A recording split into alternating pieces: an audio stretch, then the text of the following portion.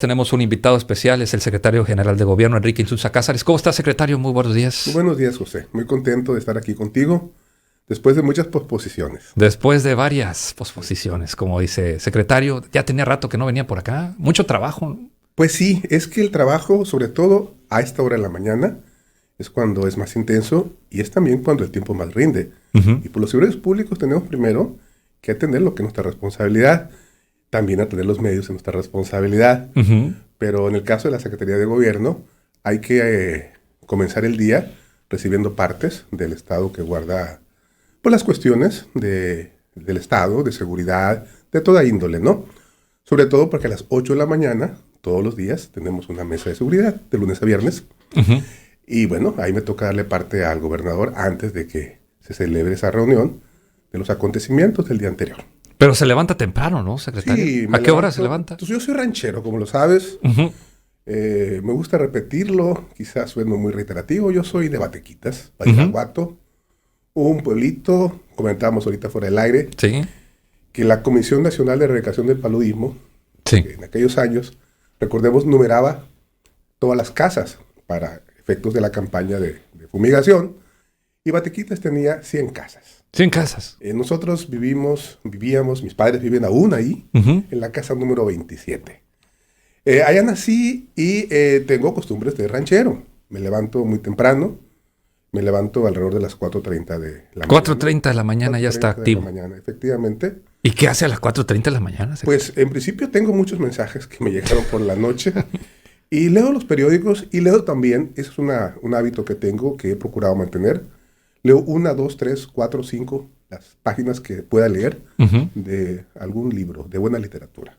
Generalmente algún clásico o algo de poesía. ¿Le gusta la literatura, secretario, verdad? Sí, me gusta la literatura. Creo no le gustan las novelas, ¿verdad? Sí, no, las de televisión no. Las de televisión no, pero no, bueno, pero digo, para todo hay gustos, ¿no? En algún momento de mi vida, yo creo que todos hemos visto telenovelas. Yo de chamaco recuerdo muy bien haber visto allá en mi pueblo, en Batequitas, no había muchas televisiones, nosotros no teníamos una. Un tío tenía una televisión y recuerdo estar ahí todos juntos, con mis primos, con mis tíos, viendo alguna telenovela, de esas de la noche, sobre todo, ¿no? Sí. Donde generalmente nos pedían a los niños que ya nos fuéramos a dormir. Pero sí recuerdo aquellas con Lucía Méndez. Oiga, secretario, muchos políticos dicen que vienen desde abajo, ¿no? Está como que dicen que está de moda ahora decir, todos son de campo, todos vienen del surco, pero hay algunos que están mintiendo. Bueno, en mi caso... Sí, es de Batequitas. Yo creo que hasta se me nota todavía. Sí. Claro, no lo sé si esté de moda. Yo tengo por principio siempre hablar con la verdad. Y yo me siento orgulloso de ser un hombre de origen rural. Orgulloso de mis orígenes. Nací allá viví hasta los 17 años. Estudié la primaria en la Escuela Primaria Rural Federal, Nicolás Bravo, de ahí de mi pueblo.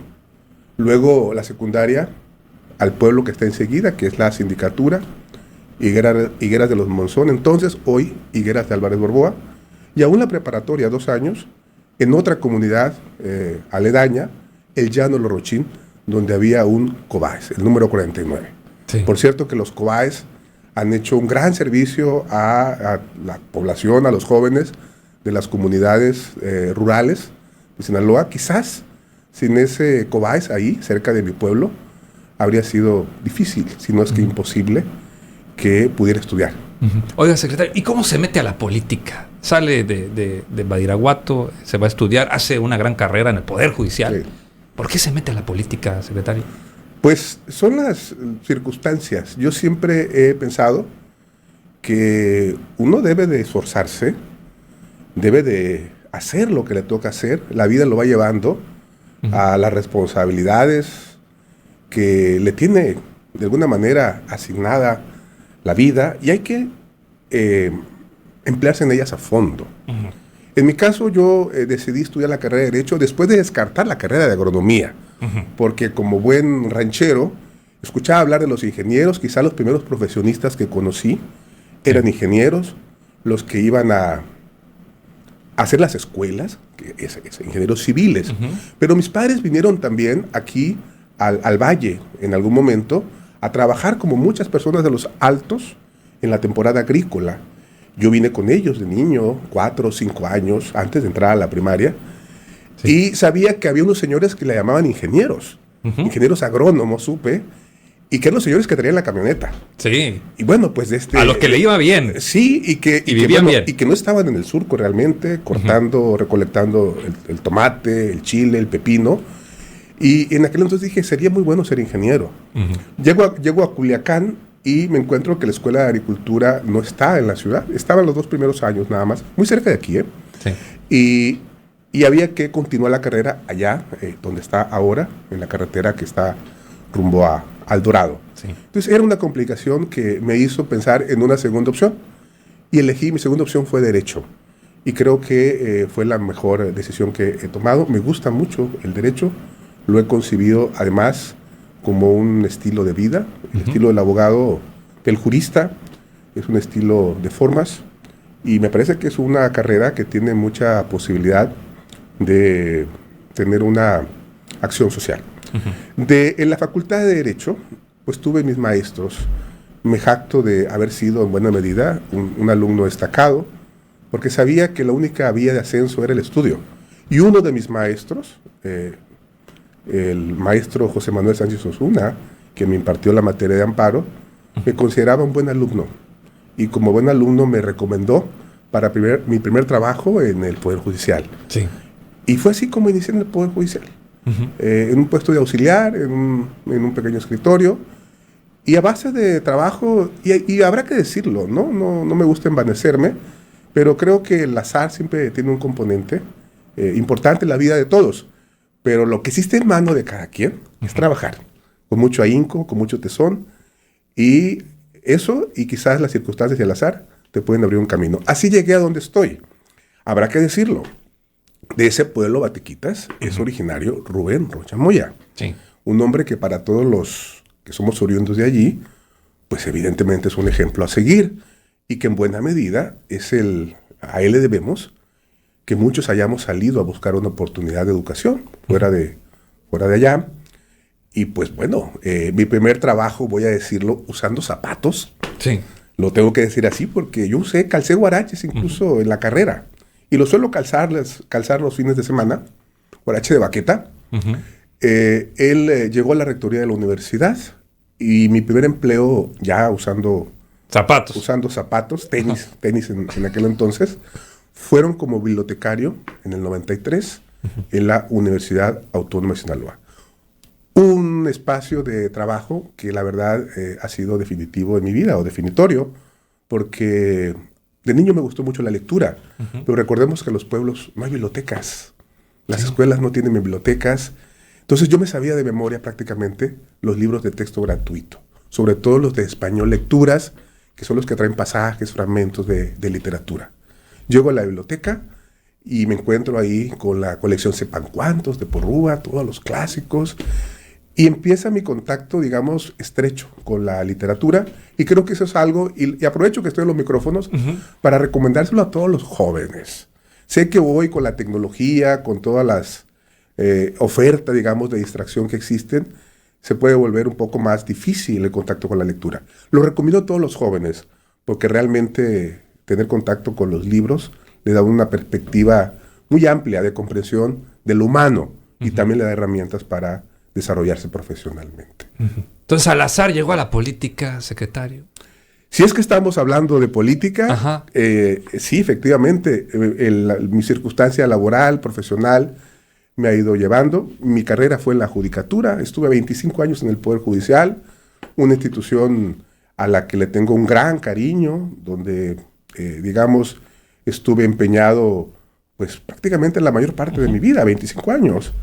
Y de la que ahora soy jubilado, de tal manera que las herramientas que me dio estar ahí, luego me han permitido estar en la Secretaría de Gobierno, y ahora en esta circunstancia, los morenistas han considerado que soy un perfil que podría aportar en este momento tan especial de la transformación de México, a dar una continuidad sobre todo en materia de las reformas aún pendientes que permitan consolidar, fortalecer lo que el presidente ha llamado, el presidente que es el jefe de Estado de este país, un estado de bienestar. Yo le llamo un constitucionalismo del bienestar. Muy bien. Oiga, secretario, habla de usted que estuvo aproximadamente unos 25 años en el Poder Judicial, me imagino que un poco tiempo más. ¿Usted encontraba casos de corrupción, compra de jueces? Lo que está diciendo ahora el presidente Andrés Manuel López Obrador, ¿se necesita reformar el Poder Judicial? Creo que se necesita una reforma lo más amplia posible al Poder Judicial. Y cuando digo lo más amplia posible, me estoy refiriendo a que debemos de liberar el Sistema Nacional de Justicia, no solamente el Poder Judicial Federal. Recordemos que como Estado federal que somos, según lo manda la Constitución, existen dos, en principio en el ámbito de la justicia, dos órdenes. El federal, que corre a cargo, en principio, del Poder Judicial Federal, que se integra por la Suprema Corte, los tribunales colegiados de circuito, los juzgados de distritos. Hay un tribunal electoral que también pertenece a esta estructura, y los poderes judiciales estatales. Creo que el modelo de justicia de México requiere un replanteamiento, por muchas razones. Entre otras porque efectivamente sigue habiendo corrupción. Sí. Corrupción, sí, en todos los espacios que no se genera una política adecuada, tiende a haber corrupción.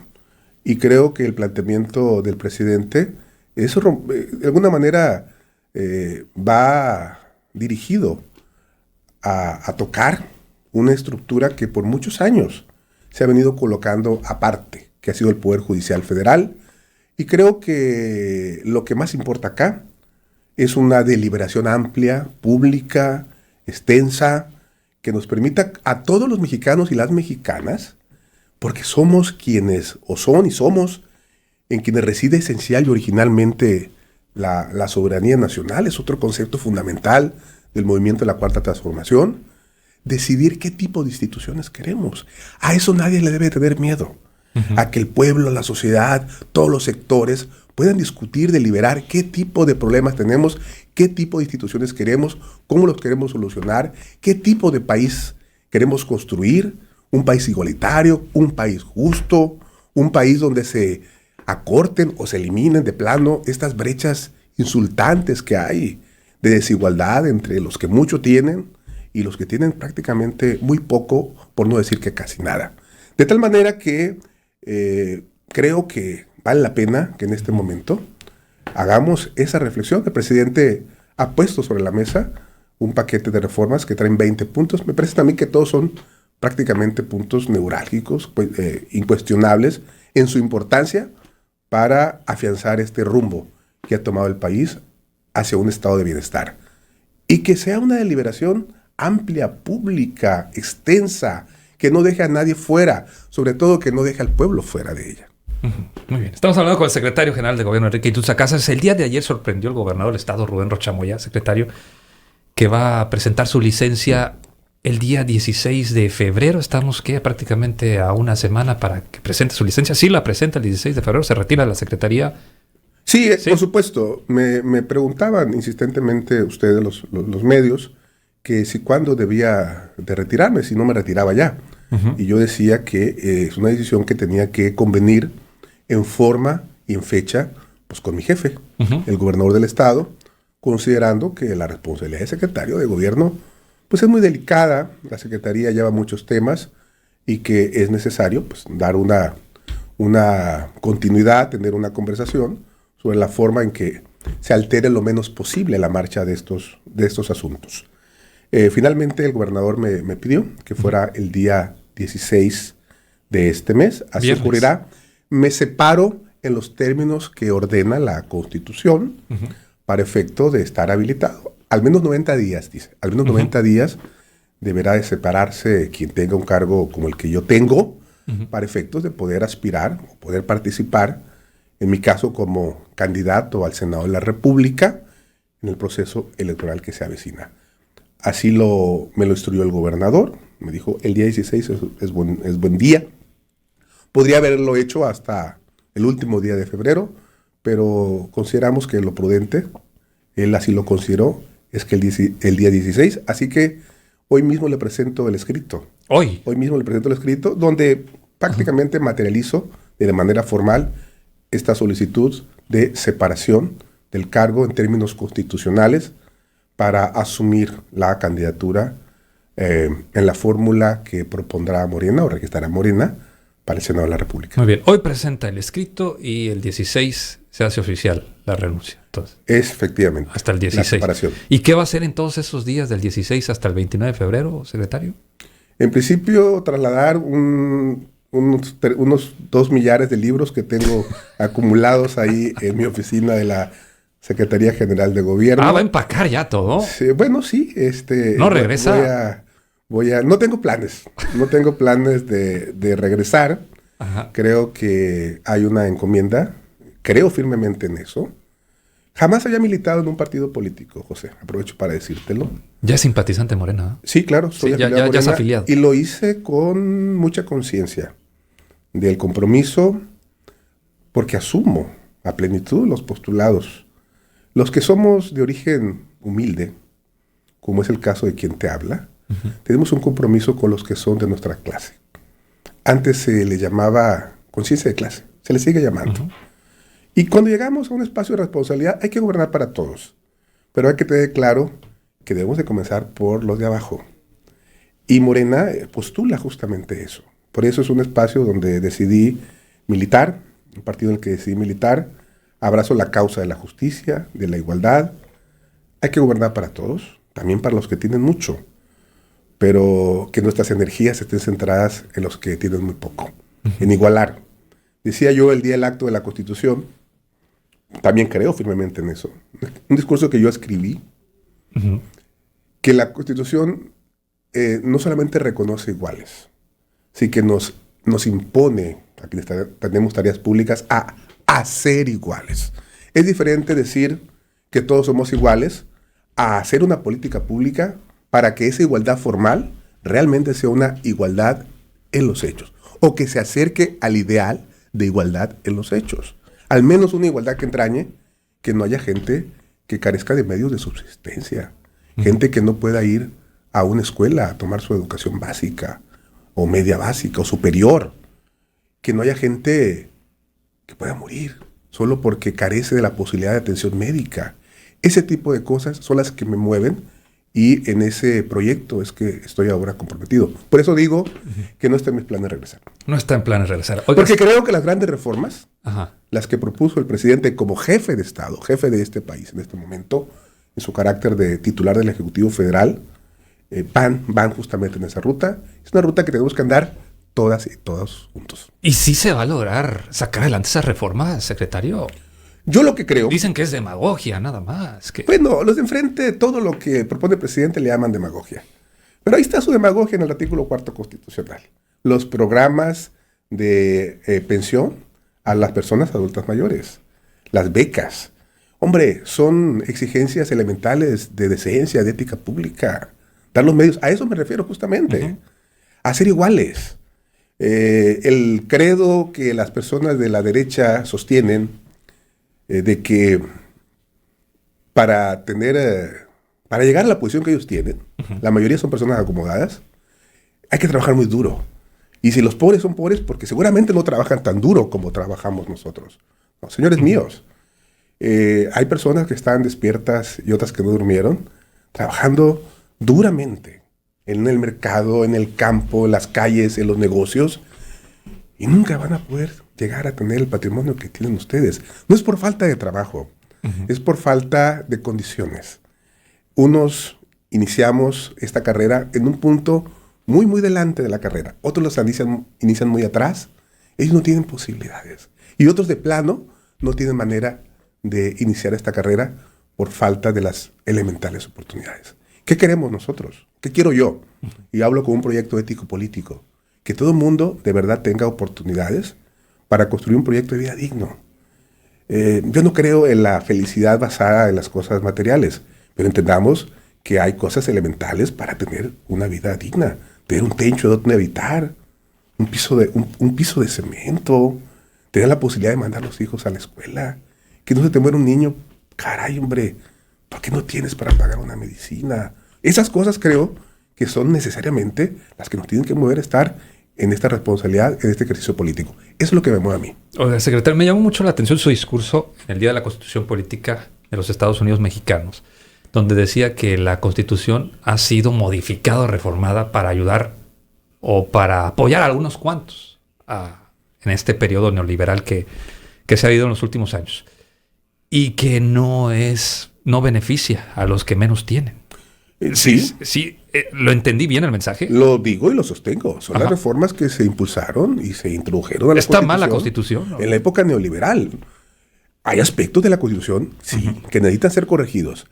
La Constitución mexicana, nos lo enseñaron en la escuela, nos sentimos muy orgullosos de eso, fue la pionera en establecer los derechos sociales. Esos derechos que van dirigidos a darles condiciones de vida digna a los grandes sectores de la población. La reforma al artículo 27, al 123 en materia laboral, la reforma al artículo 3 en materia de educación. Sin embargo, dentro de este periodo neoliberal, se introdujeron reformas que le vinieron mellando, mermando, menoscabando ese espíritu y ese aliento social. Reformas privatizadoras que pusieron a la educación, grandes segmentos de la educación, en manos de particulares, como si fuera un artículo de mercado. Ya no digo la reforma en materia agraria que impulsó el presidente Salinas, uno de los más grandes neoliberales que ha tenido nuestro país. Las reformas laborales, muchas de ellas más dirigidas a esta idea de darles condiciones de mayor rentabilidad. Y no quisiera usar una palabra más fuerte, aunque puede ser, verdaderamente condiciones de explotación a los patrones y disminución de derechos a los trabajadores. Las reformas que está proponiendo el presidente, las que propuso al inicio de su gobierno, las que van dirigidas a convertir programas sociales básicos como la pensión a adultos mayores como derechos humanos, significan una cosa, significan que el Estado debe tener en el centro de su acción, de sus afanes, la satisfacción de esos derechos de las personas más desfavorecidas. Estamos caminando y este nuevo paquete de reformas va en la línea de fortalecer, lo decía él, si algún día, que no es pronto, dijo, los conservadores regresaran al poder. ¿Por qué toca madera, secretario? Porque el presidente también la tocó. Regresaran al poder, que le sea muy difícil. No será pronto, dijo, pero si algún día, porque el pueblo manda y se equivoca, vuelve a mandar. Regresar al poder sea muy difícil revertir este proceso de transformación. Y tratándose de los programas sociales, en la Constitución hay un principio que se llama progresividad. Los derechos humanos que ya se han ganado no se pueden revertir. Esa es la lucha que está haciendo el presidente. Y en esa lucha lo queremos acompañar a él y pues a quien venga compartiendo esos mismos principios y postulados. Oiga, secretario, pues ya va a iniciar la campaña el próximo mes de marzo. Ya está listo. ¿Cómo lo vamos a ver? ¿Qué candidato vamos a ver? ¿Un candidato serio? El mismo. Yo soy un hombre serio, un hombre de trabajo. He dicho que lo que ofrezco, entiendo que las y los morenistas han visto en mí eso, un perfil de un hombre serio. Porque todos bailan, secretario, y todos cantan. Pues lamento mucho no tener esa habilidad. La admiro en quien sí la tiene, pero en mi caso mi formación ha sido de otro tipo. No sé bailar. También lamento mucho no tener buena voz para cantar. Me gusta mucho escuchar a las personas que saben cantar, que cantan bien, pero no es mi caso. En mi caso yo lo que ofrezco es un perfil de seriedad, un perfil de honradez, lo recalco, un perfil de una persona que se ha hecho a base del esfuerzo y que no traiciona sus orígenes, no traiciona sus principios. Asumo los postulados del presidente que están inscritos en los estatutos de Morena: no traicionar, no mentir y desde luego no robar. Pues secretario, es un gusto tenerlo aquí en los micrófonos de Luz Noticias. El placer es para mí, José, estar contigo, estar con tu audiencia, que sé que cada vez es más amplia, una audiencia muy inteligente. Me gusta escucharte porque, por ejemplo, eso que decías hace un rato, disculpa que termine con esto, de manera amable, me causaste verdaderamente una envidia de la buena cuando me decías que que recibías los 14 de febrero, que está muy próximo, centenares de cartas. ¿Centenares? Ahora me imagino que recibirás centenares de WhatsApps. También centenares de WhatsApp. Es que uno es guapo, secretario. Sí, ¿verdad? Y eso no se puede ocultar.